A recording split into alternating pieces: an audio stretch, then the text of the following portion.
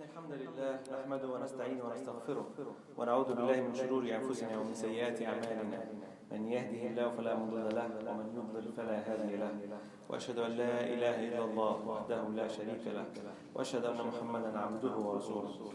أعوذ بالله من الشيطان الرجيم. يا أيها الذين آمنوا اتقوا الله حق تقاته ولا تموتن إلا وأنتم مسلمون. يا أيها الناس اتقوا ربكم الذي خلقكم من نفس واحدة وخلق منها زوجها وبث منهما رجالا كثيرا ونساء واتقوا الله الذي تساءلون به والأرحام إن الله كان عليكم رقيبا. يا أيها الذين آمنوا اتقوا الله وقولوا قولا سديدا يصلح لكم أعمالكم ويغفر لكم ذنوبكم ومن يطع الله ورسوله فقد فاز فوزا عظيما. أما بعد فإن أحسن الكلام كلام الله وخير الهدي هدي محمد صلى الله عليه وسلم وشر الأمور محدثاتها وكل محدثة بدعة وكل بدعة ضلالة وكل ضلالة في النار. أوصيكم ونفسي بتقوى الله ومراقبته في السر والعلن إنه سبحانه وتعالى رأس الأمر كله. Dear brothers and sisters, I'm not going to lie to you. Today's topic, I struggled in preparing it. It was a very tough topic to go into. And I'll try my best, inshallah, with the will of Allah subhanahu wa ta'ala, to try to touch on it as much as I can. May we all benefit from it, inshallah. I'm going to start with a little story. It was, and I'm sure most of us know the story. It was at the time of the Prophet sallallahu alaihi wasallam during one of the battles. And there was one of the Sahabas. He was fighting very vigorously, and everybody was saying he was very strong. And by the end of the battle, he died. So the other companion said, this person, inshallah, is a martyr. And the Prophet ﷺ said, he is not.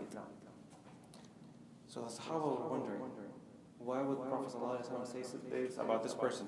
He was fighting very vigorously, he was doing this and that through the battle. But why would he say that he's not in Jannah and he's not in paradise? So one of the Sahaba decided he's going to go and take a look and see what's going on. So he went until he found that person. And he found that he had a lot of wounds. And the way he died, he deducted that the way he died, he pitted his sword to the ground, looked at he had a lot of wounds and he was in pain. He pitted his sword to the ground and he leaned on it. And he committed suicide. He killed him. Okay? So this story is set aside. So that's the first thing to start this topic, to say that I am going to die. And each one of us in this room, and each one we know, is going to die. Sooner or later. There's no running around. That is going to happen to one of us. Prophet ﷺ said, and he taught us, always remember death. Because it puts things in perspective.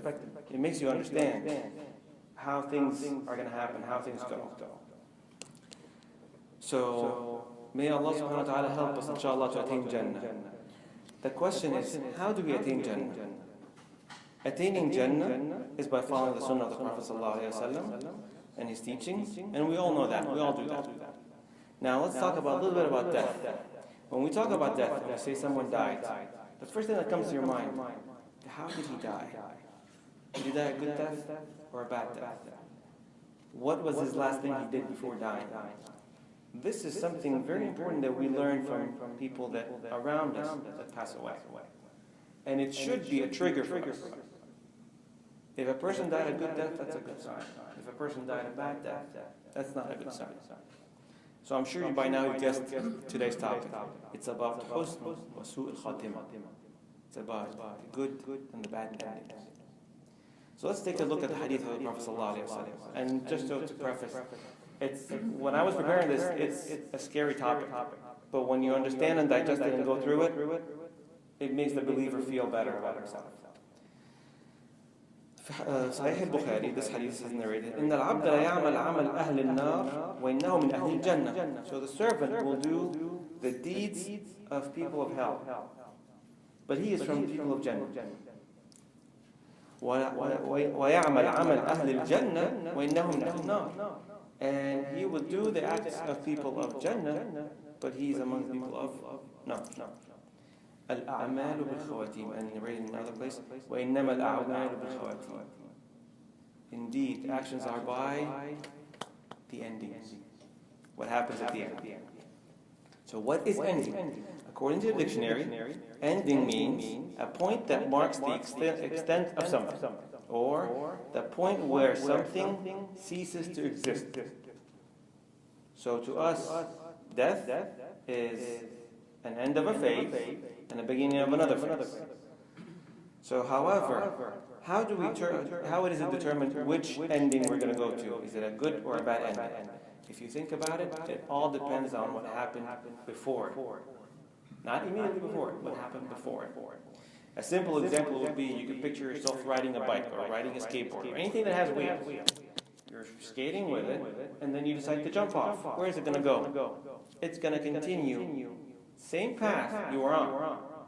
It's not going to go right or left. You're on it, you're going to jump off immediately, it's going to continue the same way. So think of it right now. Wherever you're going right now is where your end is going to be. Now the good ending, to explain, and I'm just going to touch as much as possible. It's a big topic. I'm going to touch as much as possible on little things here and there. Good endings or conclusion is the success the individual has at the last moment of his life, which is saying, Ashhadu an la ilaha illallah, Ashhadu anna Muhammadan Rasulullah, making shahada before we pass away, saying la ilaha illallah. So what are signs of good death? Or when you hear about someone that died, what are signs that this person had a good death? Saying shahada, as you've heard that he said shahada, dying on a Friday. These are according to different narrations of hadith. Dying as a martyr. And among martyrs there is a number of categories. Drowning, ta'un, certain diseases. There's a number of categories of that. A mother dying in labor. Dying while doing a good deed. So praying, someone, hear about someone dying making sujood. Someone giving a lecture or imam giving a lecture and he passes away. Someone dies in Hajj, that's a good time. However, these are just a few to mention some of the good signs, but there are so many more. That the idea is they're not inclusive. They're not. If you get this, then you have a good deed. You're gonna die a good death. If you do this, it's not. It's a wide range, and Allah only knows. Nobody else knows. So on the flip side of this, on the other side of the spectrum, let's look at bad deeds or bad endings. It's when the last moments of the person spent are in disobedience of Allah subhanahu wa ta'ala, or struggling to say shahada. So again, what are signs of these? Struggling to pronounce shahada, denouncing or disobeying Allah, continuing a sin that the person was doing during his life. So how many of you heard of someone died while he was drinking? Died while he was doing zina? Something happened to him while he was doing something, disobeying Allah subhanahu wa ta'ala. So these are in continuation to what he was doing, or she was doing, and it related at the end. How many of you heard of a story of someone that they tell him, say shahada, they say, I can't say it, it's just not coming out. Because at that point, it's not up to you. It's what you have done in the past. At that point, you have no control over your tongue. Same as when you're in the qabr. You have no control. You cannot say anything other than what your actions have already done. You're not starting from scratch. In the second part of the khutbah, we'll talk a little bit about the reasons behind some of this. I'll mention another hadith here to kind of put things a little bit into perspective. And when I read this hadith, it's a strong hadith. I'm not going to go to the beginning of it, but I'll start with إن أحدكم أو رجل يعمل بعمل أهل النار حتى يكون بينه وبينها غير باع أو ذراع. So one of you will do the actions of people of Nar, and there's going to be a short distance between him and the hellfire. And then at the end, فيسبق عليه الكتاب فيعمل عمل أهل الجنة فيدخلها. At the end, it's going to flip. His destiny is going to come, he's going to switch, and he's going to do good deeds, and he's going to go to Jannah. And vice versa. The same thing happens. Now, the critical thing to understand here, because some people might say that, you know what, it's already set, why should I do anything? There's no point for me to do anything, it's already set. I'm going to either go to Jannah or hellfire. Allah subhanahu wa ta'ala, the Prophet mentions it, describes it in the hadith. إِنَّ الْعَبْدَ لَيَعْمَلْ فِيمَا يَرَى النَّاسِ عَمَلْ أَهْلِ الْجَنَّةِ. So you would do, and your actions are based on what people see. It's the good deeds. So I'll be praying here and very concentrated in my prayer. The only thing in my mind that everybody around me thinks I'm the best imam in here. To you, he's very good, mashallah. I'm giving the khutbah here. He's very good, mashallah. He's very knowledgeable. But inside, I'm nothing. Nothing. This is where the rubber meets the road, like they say. your actions is to Allah subhanahu wa ta'ala. وَيَعْمَلْ مَا يَرَى النَّاسِ عَمَلْ أَهْلِ النَّارِ. So he's doing something that, you know what, this person is going to go to hellfire. First of all, it's not up to us to decide who's going to go here or there. But some people would say, he's doing the people who work with a knock. وَهُوَ مِنْ أَهْلِ الْجَنَّةِ. And his internally, he's doing something you don't know, what you cannot judge from the outside of what's going on the outside. So our deeds has to be towards Allah subhanahu wa ta'ala. The Prophet sallallahu alayhi wa sallam, Rasulullah, maghfur lahu and everything, but he used to make dua. Allahumma ahsan khatimatan. He makes dua for husn khatimah. Do we ask that? We tend to, our biggest problem is we tend to forget. We get into the roller coaster of life, we completely forget about a lot of things. That's what we all do. We tend to forget. So the Prophet ﷺ used to make that dua. So may Allah bless you and me with the ability to implement the Holy Quran and the Sunnah of the Prophet ﷺ. I say this and ask Allah Almighty to grant us forgiveness. Supplicate to Allah for forgiveness. For He is the most forgiving and most merciful. Astaghfirullah wa da'u wa antum mu'minun bil ijab.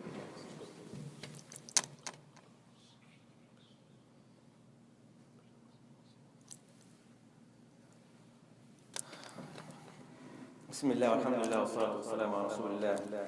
As I mentioned earlier in the khutbah, what I said probably all of us know already. It's just a matter of it's reminding us because we all tend to forget. Can you guys please come closer because it's getting congested in the back.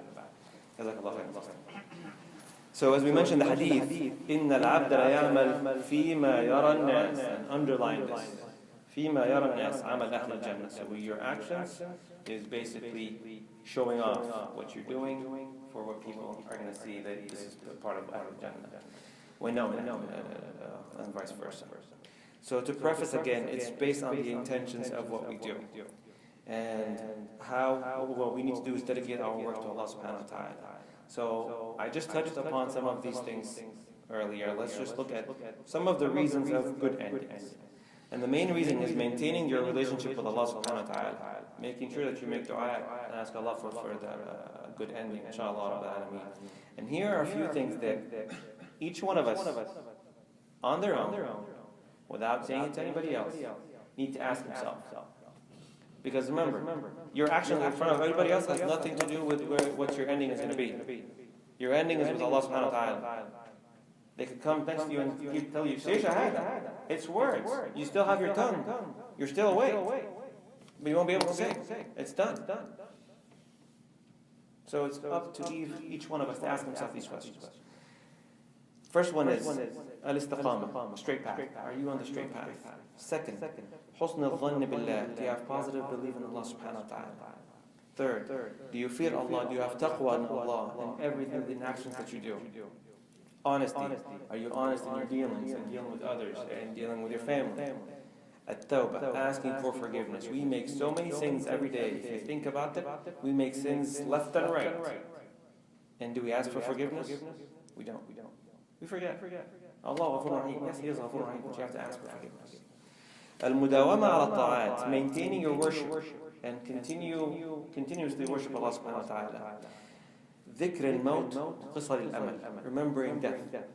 And don't say, oh, I'll make forgiveness later on. I'll make da'wah later on. Especially for the young among us. You know what? I'll wear hijab later on when I grow up. I'll go to pray at the masjid when I get married. Some people do that. They push it out. والخوف من أسباب سوء الخاتمة. And fear, have the fear in your heart that I don't want to be part and have su'ul khatimah. So these were a few of the reasons behind a good ending. A couple of the reasons behind bad endings is having unclear belief in Allah subhanahu wa ta'ala, being too concerned and consumed with the worldly life, straying away from the straight path, insisting on doing sins. We all do sins, but you don't keep insisting on doing them. Committing sins alone. You could be good in front of people. I could be very pious in front of people. But as soon as I leave this and I'm on my own, I'm committing sin. This is critical. And I'm not saying this for myself. There's a hadith, it's a long hadith, but I'm just going to go to parts of it. Prophet ﷺ said, I know people that will have mountains of hasanat. Mountains of hasanat. And Allah subhanahu wa ta'ala will make it haba'an manthura. It will be nothing. And one of the Sahaba asked, can you tell us who they are? What do they do? How do they do this? Rasul responds back, salam, أما إنهم إخوانكم ومن جلدتكم. They're exactly like you. ويأخذون من الليل ما تأخذون. They do the same things you guys do. They're exactly like you. ولكن أقوام إذا خلوا بمحارم الله انتهكوها. The underlining thing that they do, إذا خلوا بمحارم الله, if they went on their own, the moment they veer away from people, they do sins. Every single time. We all sin. We all sin. But not every single time you're on your own sin. We all sin and we ask for forgiveness from Allah subhanahu wa ta'ala. We are only human. وَخَيْرُ الْخَطَّائِينَ what? You have to make tawbah to Allah subhanahu wa ta'ala. It's clear. So we all do this. But not every single time you're on your own, you do this. And it's clear. إذا خلوا بمحارم الله انتهكوها. المراد بهؤلاء من يبتعد عن المعصية وتظهر بالصلاح مراعاة للناس. You're being pious in front of people. And as soon as you veer off, you completely the opposite. You know what that says? That you have fear of people more than you have fear of Allah subhanahu wa ta'ala. I pray to Allah subhanahu wa ta'ala that none of us have this in us, inshallah. In conclusion, each one of us needs to ask himself and to be honest, what is the majority of my time spent on? Is it spent on worshipping Allah and believing in Allah and following the sunnah of the Prophet ﷺ? Or is it on the other side? This will give each one of us a gauge where you are and what you need to do. And as a practical application, I know there was a lot of topics that I talked about. I just want to make sure that do one or two exercises. That's the only thing we're going to learn. One or two exercises. Ask honestly of forgiveness from Allah subhanahu wa ta'ala. Ask for tawbah, istighfar of Allah subhanahu wa ta'ala. And make dua after every salah that Allah subhanahu wa ta'ala will grant us husn al-khatimah. Say ameen. And another thing, stop if you do sins as soon as you veer off from people. Stop just one, pick one, and stop it. Each one of us has something that he does, that he knows that if people, subhanAllah, the Sahaba used to say, if my parents would judge me at Judgment Day, I don't want them. I want Allah is more ghafoor than my parents. We don't want our parents to know some of the things that we do. So make sure that pick one and stop doing this. Allah subhanahu wa ta'ala says, قُلْ يَا عِبَادِي الَّذِينَ أَسْرَفُوا عَلَى أَنفُسِهِمْ لَا تَقْنَطُوا مِنْ رَحْمَةِ اللَّهِ إِنَّ اللَّهَ يَغْفِرُ الذُّنُوبَ جَمِيعًا إِنَّهُ هُوَ الْغَفُورُ الرَّحِيمُ اللهم إنا قلت وقولك الحق إن الله وملائكته يصلون على النبي يا أيها الذين آمنوا صلوا عليه وسلموا تسليما اللهم صل وسلم وبارك على محمد وعلى آل محمد كما صليت على إبراهيم وعلى آل إبراهيم اللهم اجعل خير أعمالنا خواتيمه وخير أعمالنا أواخره وخير أيامنا يوم نلقاك فيه اللهم وفقنا جميعا لفعل الخيرات واجتناب المنكرات وصلى الله على سيدنا محمد وآله وصحبه وسلم اللهم آتنا في الدنيا حسنة وفي الآخرة حسنة وقنا عذاب النار وآخر دعواهم الحمد لله رب العالمين إن الله يأمر بالعدل والإحسان وإيتاء ذي القربى وينهى عن الفحشاء والمنكر والبغي يعظكم لعلكم تذكرون اذكروا الله يذكركم واستغفروه يغفر لكم وأقيموا الصلاة